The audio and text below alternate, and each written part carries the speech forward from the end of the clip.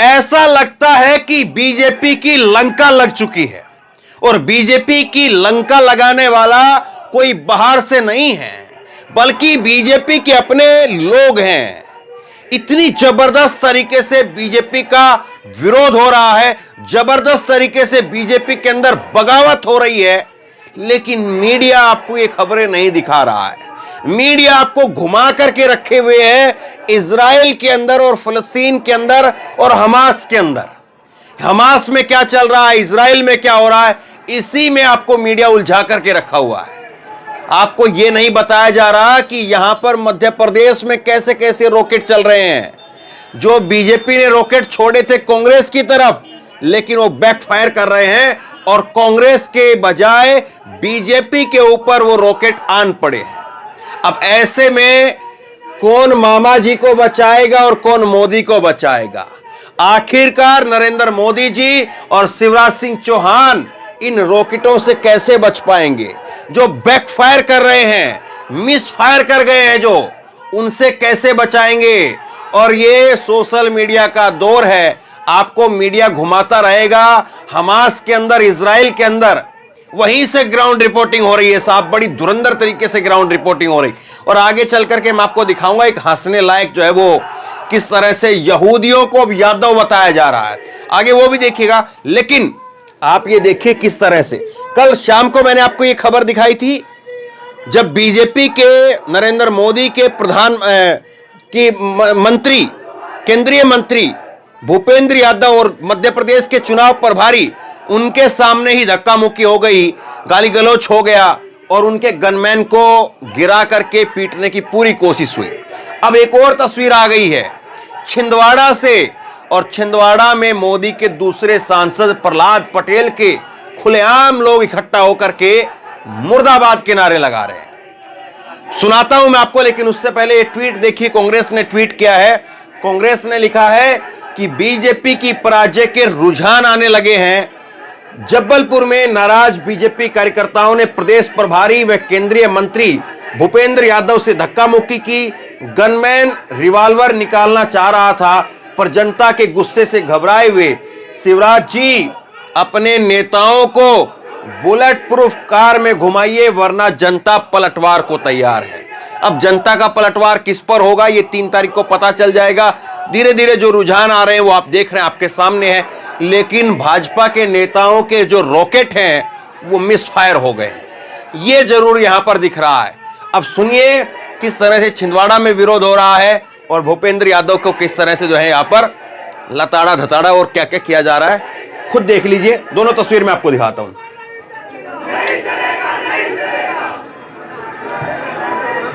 ये दोनों तस्वीर आप देखिए, ये यहां पर जो है वो विरोध हो रहा है और यहां पर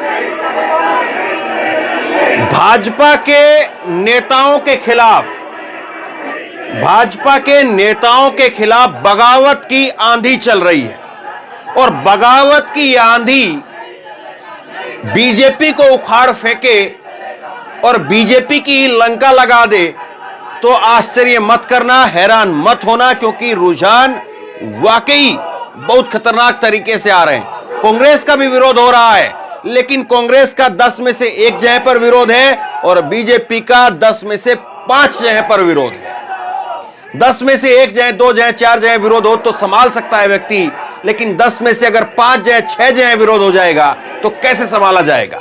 सुप्रिया सुलेत ने ट्वीट किया है और कहा है कि भूपेंद्र यादव जी केंद्रीय मंत्री और भाजपा के प्रदेश प्रभारी हैं।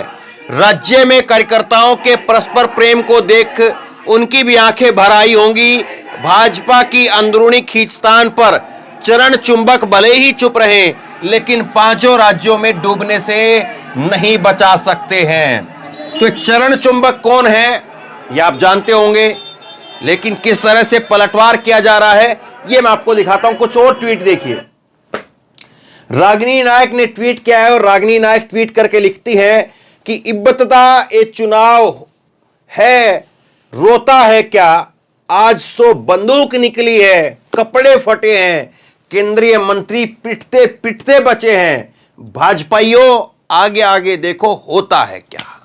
यह रागिनी नायक ने लिखा है। इसके बाद में आईपी सिंह लिखते हैं कि भाजपा नेताओं के सामने लात घूसे चल रहे हैं, मां बहन की गालियां दी जा रही हैं।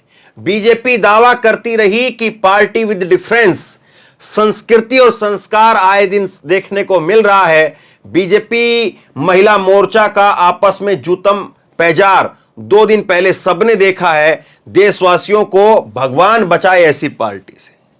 तो ये जो है वो अखिलेश यादव के नेता हैं, इन्होंने ट्वीट किया। इसके बाद में एक ट्वीट और देखिए। नेटा डिसूजा ने कहा है कि भाजपा मध्य प्रदेश के प्रभारी और केंद्रीय मंत्री भूपेंद्र यादव जी आज सरेआम धकिया दिए गए। इससे पहले इसमें भी नेहरू जी का दोष निकल आए। ये बता दें कि भाजपा कार्यकर्ताओं ने ही धकियाया है नेताजी को। केंद्रीय मंत्री की यह दुर्दशा बीजेपी कार्यकर्ताओं के बीच में भाजपा भांप चुकी है कि प्रदेश तो नहीं संभल रहा था, यह चुनाव भी अब संभलने वाला नहीं है। सुरेंद्र राजपूत ने लिखा है कि मीडिया वाले कपड़े तो भाजपा वालों के फट रहे हैं, वो भी उनके राष्ट्रीय नेता भूपेंद्र यादव के सामने कैसी कैसी मां बहन की गालियां दी जा रही है भाजपा वाले एक दूसरे को। राम राम राम, ये उन्होंने कहा। अब देखिए जरा सोचिए मध्य प्रदेश के अंदर क्या हो रहा है। मध्य प्रदेश में जो अपने 7 नेताओं को, मंत्रियों को, सांसदों को उतार दिया गया है, इसके बाद में जो है वो वहां पर विरोध शुरू हो गया है। और मध्य प्रदेश में पहले भी भाजपा के 3 खेमे बताए जाते थे, शिवराज भाजपा, नाराज भाजपा और महाराज भाजपा। अब पहले तीनों के अंदर टिकटें इधर उधर बांटने की जो है वो खेमेबाजी थी कि भाई नाराज वाले क्या करेंगे, महाराज वाले क्या करेंगे, शिवराज वाले क्या करेंगे, इसी की मारामारी चल रही थी। अब एक चौथा गुट और आ गया है। चौथा गुट आ गया है ये सांसदों वाला। मतलब कि सांसदों को जो टिकट दिया उसके बाद में जो स्थानीय नेता वहां पर तैयारियों में लगे हुए थे वो अपना विरोध पर उतर आए। और अब तो बीजेपी के और नेता इस बात को देखने लगे हैं कि भाई ऐसे तो हम लोग जो है बैठे रहेंगे, 5 साल काम हम करेंगे और ऊपर से आकर के मलाई कोई और चाट करके चला जाएगा। मोदी जी किसी भी जगह पर कहीं से किसी सांसद को उतार देंगे। तो मतलब फिर ये काम करने का बात तरीका क्या हुआ। और मुझे लगता है कि ये कहीं ना कहीं जो है वो स्थानीय नेताओं के साथ में एक तरह से जो है विश्वासघात भी है। कोई भी नेता होता है 5 साल अपने जो है वो इलाके में मेहनत भी करता है, धीरे धीरे जो है वो साल भर पहले जो है वो फिर और ज्यादा जो है वो पैसा झोंकने में लग जाता है, चाय पानी में लग जाता है, जगह जगह समाज सेवा के काम करने में लग जाता है। तो ऐसे में उन नेताओं के साथ में जाहिर सी बात है एक अपने आप में जो एक विश्वासघात है कि आपने मैसेज किसी को दिया, संकेत आप किसी को दे रहे हैं, किसी को लड़वाने के लिए उसकी पीठ थपथपाने का काम कर रहे हैं, लेकिन बाद में पता चला कोई और आकर के टपक गया। और जब कोई और आकर के टपक गया तो फिर जो वहां पर काम करने वाले नेता थे उनका क्या हाल होगा मान सकते हैं आप। अब यहां पर क्या हुआ, ये जो भूपेंद्र यादव का जो विरोध हो रहा है इसमें क्या हुआ है। भूपेंद्र यादव का विरोध हो रहा है, इसमें जो मामला जो हाथापाई तक पहुंच गया उसमें हुआ यह है कि टिकट नहीं दिया। पहले तो टिकट नहीं देने के बाद में जो वो उम्मीदवार थे, जो भावी अपने आप को उम्मीदवार मान रहे थे, वो लोग पहुंच गए भूपेंद्र यादव के पास में। भूपेंद्र यादव के पास पहुंच करके शिकायत लगाने लगे कि ये हो रहा है, वो हो रहा है। और ऐसे में जब माहौल बिगड़ने लगा, तेज तेज आवाजें गूंजने लगी, तो भूपेंद्र यादव के जो गनमैन थे उन्होंने लोगों को धकेलना शुरू कर दिया, पीछे पीछे हुई। और जाहिर सी बात है, कोई भी सिक्योरिटी फोर्स होगी उसका काम यही है कि आप जब माहौल खराब होने लग रहा है तो वो धकिया करके पीछे करके अपने उस व्यक्ति को बचाने का काम करेंगे जिसकी जिम्मेदारी पर वो हैं। तो ऐसे में जैसे ही उस नेता को धकेया गया तो उसके जो छुटभइये और समर्थक थे, नेता थे, वो सारे टूट पड़े कि कैसे तुमने जो है हमारे नेता को हाथ लगा दिया। मामला फिर उसके बाद में एकदम से करंट पकड़ गया और फिर जो हुआ है वो आपके सामने है। अब इसके बाद में देखिए, जो मैं कह रहा था कि आपको गोदी मीडिया आपको घुमा रहा है इजराइल के अंदर, हमास के अंदर, और वो रॉकेट दिखा रहा बड़े बड़े, लेकिन यहां पर कौन से रॉकेट मिस फायर कर रहे हैं उसके बारे में बात नहीं है। अब ये जो है वो आप जानते होंगे क्या जिक्र करें इनका, लेकिन थोड़ा कभी कभी हंसना भी जरूरी होता है। ये जो है वो सुरेश चौहान के कह रहा है कि इजरायली यहूदी भी यादव हैं, धर्म ग्रंथों और डीएनए के विश्लेषण के साथ में। अब महाभारत की किताब अपने हाथ में लेकर के एक इसने प्रोमो जारी किया, महाभारत की किताब हाथ में लेकर के, और इसने कहा कि इजरायली यहूदी ही यदुवंशी हैं और हमारे यादव भाई हैं वो, और यहूदी यादव है। ये हैशटैग चलवा करके अपने जो तमाम जो समर्थक है उनसे कहता है, जो महाभारत के युद्ध के बाद में पश्चिम देशों की में जाकर के बसे थे, दोनों के नाम के अर्थ भी समान है, दोनों का विजयी होने तक लड़ने का स्वभाव भी समान है। मतलब कि ये लोग वो हैं जो किसी के समर्थन में उतरेंगे तो क्या बोलना है, क्या नहीं बोलना है, कहां तक बोलना है, कोई लिमिट नहीं है इनकी। अब इजराइल का समर्थन करने के चक्कर में देखिए आप आज यादवों का गुणगान कर रहे हैं। और ये कौन यादवों का गुणगान कर रहे हैं? बाकायदा जो है वो आरजेडी ने तो लिखा भी है, आरजेडी ने ट्वीट किया है, और आरजेडी ने ट्वीट करके कहा है कि भैया ये लोग उम्र भर बताते रहे कि एमवाई समीकरण है, एमवाई समीकरण है, एमवाई समीकरण है। मतलब कि मुसलमान और यादवों का गठजोड़ है, और मुसलमान और यादवों का गठजोड़ वो लालू प्रसाद यादव को जिता देता है, आरजेडी को जिता देता है, और अखिलेश यादव को जिता देता है। लेकिन आज क्या कह रहे हैं? आज कह रहे हैं कि भैया देखो, ये यहूदी और मुसलमान, मतलब यहूदी इनके हिसाब से यदुवंशी हैं, तो यादव और मुसलमान आपस में लड़ रहे हैं। पहले कह रहे थे कि यादव और मुसलमान इकट्ठा होकर के बीजेपी को हरा देते हैं, अखिलेश को जिता देते हैं, उधर लालू प्रसाद यादव को जिता देते हैं, एमवाई समीकरण चलता है। और आज जो है वो इजराइल की कसीदे पढ़ने के चक्कर में, इजराइल की जय जयकार करने के चक्कर में आज कहां पर आ गए हैं? आज यहां पर आ गए हैं कि कह रहे हैं कि नहीं साहब, यादव तो इतने महान हैं कि उनके अंदर गुण होता है इस बात का कि वो जीतने तक रुकते नहीं हैं, लड़ाई लड़ते रहते हैं। यादव इतने महत्वपूर्ण हैं, यादव इतने खास है, यादव के अंदर जो डीएनए है वो इतना खास है। मतलब ये देखिए कितनी जो है वो चाटुकारिता की हद हो गई। ये क्या कहें इसको आप, मतलब कि कोई कल्पना नहीं कर सकता है कि ये सुरेश चौहान के यादवों की कभी इतनी प्रशंसा कर सकता है। देख लीजिए आप, इसने खुद ट्वीट किया है, दोनों के नाम का अर्थ समान है, दोनों का विजयी होने तक लड़ने का स्वभाव भी समान है। मतलब इतनी जो है वो टक्कर दे रहे हैं। और आरजेडी ने पता आगे क्या कहा है? आरजेडी ने कहा है कि अपने आका को बता देना। अब आका कौन है आप जानते होंगे भाई, अपने आका को बता देना कि यादवों का गुण क्या है। यादवों का गुण ये है कि हम लड़ते रहेंगे जब तक हम जीतेंगे नहीं। और आपको याद होगा लालू प्रसाद यादव का एक बयान आया था, लालू प्रसाद यादव का एक बयान आया था जब वो इंडिया गठबंधन की बैठक में भाग लेने के लिए कहां पर जा रहे थे? मुंबई के अंदर। तब उन्होंने कहा था, पहले वो जब इलाज कराने के लिए थोड़ा दिल्ली आए तो उन्होंने कहा कि इलाज करा रहे हैं, दिल्ली जा रहे हैं और दिल्ली से वापस लौट करके आएंगे, और फिर उसके बाद में जो है वो इंडिया गठबंधन में शामिल होंगे, और वहां जाकर के फिर जो है वो नरेंद्र मोदी का इलाज कैसे हो उसके बारे में जो है वो पूरा बंदोबस्त करेंगे, उसके बारे में पूरी बातचीत देखेंगे। और जब वो मुंबई के लिए निकले तब उनका बयान आया कि हम मुंबई जा रहे हैं नरेंद्र मोदी की नरेटी पकड़ने के लिए, गर्दन पकड़ने के लिए।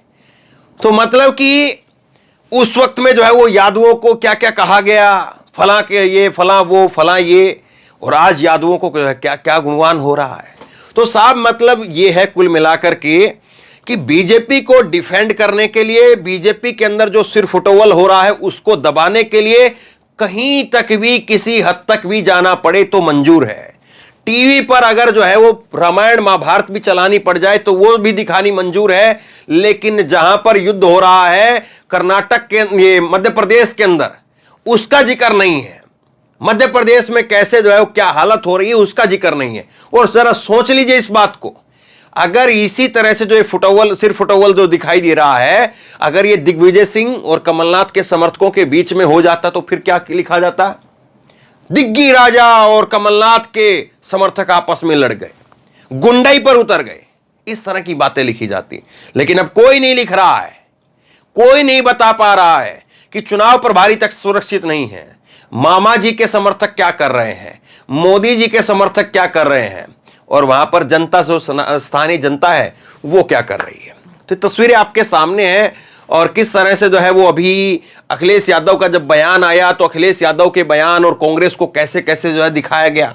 और मैंने कहा भी था कि ये कुछ चंद दिनों का बुलबुला है, निकल जाएगा, और वो धीरे धीरे अब किस तरह से तस्वीर बदल रही वो आपके सामने भी है, उस पर भी खबर दिखाऊंगा मैं आपको। लेकिन देखिए, जो ताजा स्थिति है, जो ताजा हालात हैं, वो ये बता रहे हैं कि बीजेपी के लिए तस्वीर जो है वो सुखद नहीं है। बीजेपी बड़े जबरदस्त तरीके से बगावत झेल रही है, और ये बगावत वो कितना झेल पाएगी। 92 लोगों की कल टिकट आई है, और उस 92 लोगों की टिकट के अंदर मैं आपको आंकड़ा देता हूं, 92 लोगों की टिकट में 29 विधायकों के टिकट कट गए हैं, कल की जो 5वीं लिस्ट आई है। और अब बीजेपी की लिस्ट पूरी हो गई है, तो मतलब अब सबको पता चल गया कि कहीं गुंजाइश नहीं है। और दूसरी बात यह है कि डर भी निकल गया है लोगों का कि बीजेपी क्या करेगी, और बीजेपी के लोग ही डर निकाल रहे हैं। खुल करके बगावत हो रही है, और ऐसी बगावत पर पर्देदारी, इसको क्या कहेंगे? ये कैसी यारी है, अय्यारी है कि ऐसी बगावत के ऊपर भी मीडिया की पर्देदारी है। शेयर कीजिए इस खबर को, लोगों तक पहुंचाइए, और आप बताइए कि इस माहौल के बीच में, जो माहौल आपको दिखाई दे रहा है, इस माहौल के बीच में कहीं कोई भी ये कह सकता है, दावा कर सकता है कि इतनी भारी बगावत और इतने भारी विरोध के बीच में भी बीजेपी की जीतने की संभावनाएं हैं, जबकि दूसरी पार्टी वो भी मजबूती से कांटे की टक्कर दे रही है। कांग्रेस पार्टी का अगर वजूद नहीं होता, कांग्रेस की अगर स्थिति नहीं होती, तो फिर हो सकता था कि बीजेपी के चांस हैं, लेकिन कांग्रेस भी मजबूती से पूरे दमखम के साथ में चुनाव लड़ रही है। और जब कांग्रेस दमखम के साथ में चुनाव लड़ रही है, बीजेपी क्या कर रही है और बीजेपी के साथ क्या हो रहा है, यह फिर बताने के लिए काफी है कि ये रुझान क्या कहते हैं, और इन रुझानों पर जो पर्दा डल रहा है उसके पीछे वजह क्या है, आप समझते हैं। शेयर कीजिए, और इसी तरह की तमाम खबरों के लिए ऑनलाइन न्यूज इंडिया को सब्सक्राइब कीजिए, साथ में जो बेल आइकन है घंटी उसको जरूर दबाइए, ताकि जैसे कोई खबर अपलोड करें उसकी नोटिफिकेशन सीधे सबसे पहले आपको मिल सके। और ये वीडियो अगर फेसबुक पर देख रहे हैं तो फेसबुक पर हमारे पेज को लाइक कीजिए, फॉलो कीजिए, और इस खबर को शेयर कीजिए। धन्यवाद।